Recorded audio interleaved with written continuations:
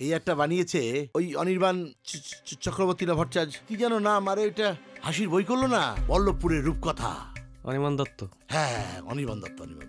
যাই হোক, বাদ দাও। আচ্ছা, এই ডকুমেন্টারিটা বানাতে খরচ কেমন লাগবে, মানে বাজেট কত হতে পারে?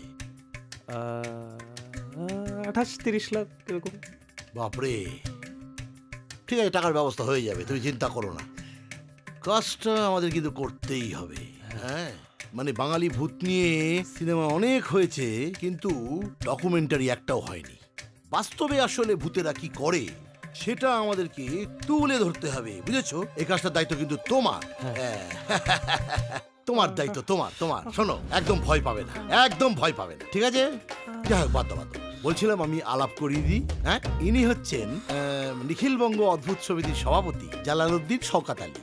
উনি আমাদের সব রকম ভাবে হেল্প করবেন বলেছেন।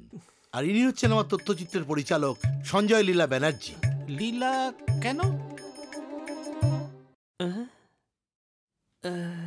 মায়ের নামটা রেখেছি নিজের সাথে। বাহ, আচ্ছা, মানে ধন্যবাদ জালালউদ্দিন সাহেব।